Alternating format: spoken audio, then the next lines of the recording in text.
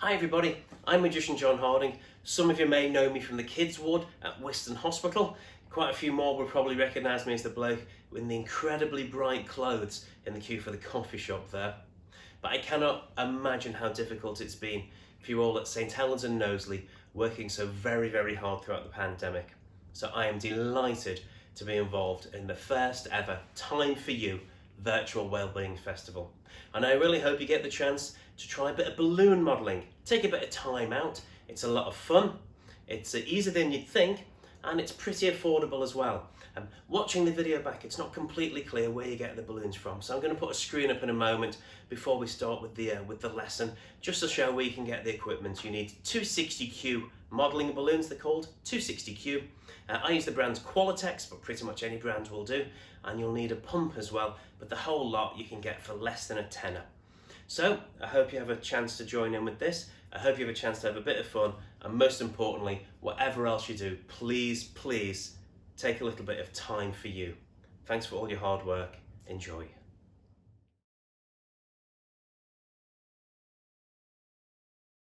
going to start with the old classic, the balloon dog, the balloon poodle. You need a couple of things. Probably going to have to get them online. They are available in some of the bigger supermarkets, but you know how things are at the minute. Amazon sell them, and so do the lovely people at www.playtimeballoons.co.uk. They'll be able to sort you out with all the stuff you need for this as well. What you need is one of these, a modelling balloon. They come in pretty big bags. That's the brand I use. These ones, Qualitex they're called, cost you between £5 or £10 depending on where you get them. You get 100 in there though, so you know, that's not bad value, between 5 and 10 pence a balloon. You'll also need a pump. This one is £6 or £7. You can get them as cheap as £2.50. They do perfectly for blowing them up. It's quite difficult to blow up balloon models with your mouth. You can learn how to do it, it's a bit of a knack, although let's be honest, if you're blowing up your mouth, no one's going to want them at the minute. Anyway, let's show you how to make a balloon dog. So, this is what we start with first of all, our little modelling balloon. We're going to blow it up. Make sure you don't blow it all the way to the end. You're going to need a bit of a tail on it. I like to leave around about 2 spans of my hand, right? My hands are pretty big. If your hands are smaller, maybe do a little bit more, okay?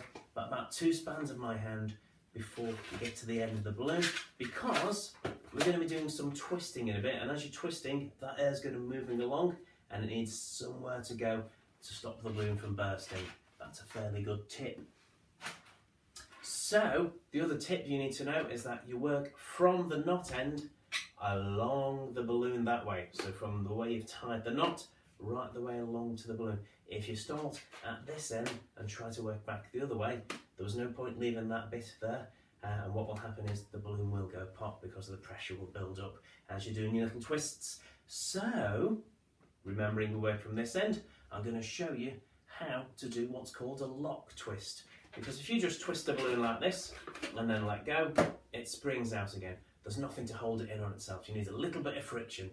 To do that, you fold the balloon first. So you fold the balloon over, then you grab. You can be pretty rough because remember, you've got a bit of space here, and you twist like that, and it locks in, and that gives you that little shape there. And that's called a lock twist, and that's what we're going to use throughout this whole model. So let's start again.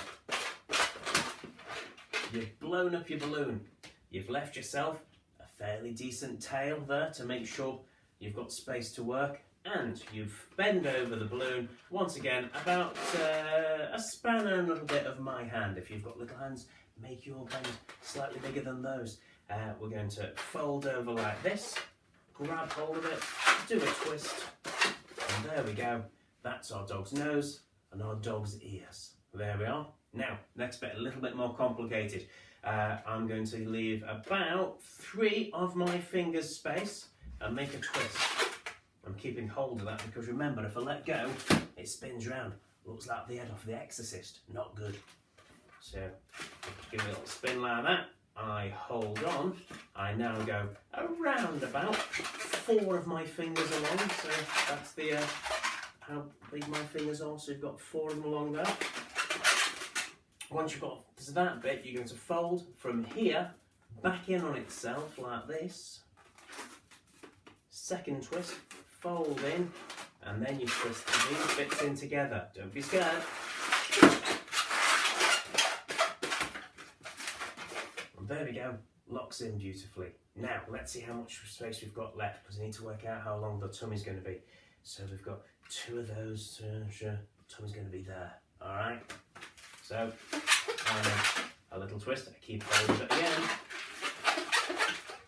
Then once again, around about 4 of my fingers across. Make our second twist there. Fold over, right the way back on itself. Grab, hold and twist. And there you've got your cute little balloon dog. Little bobble on the end. Just blow, that should arrive. Honest.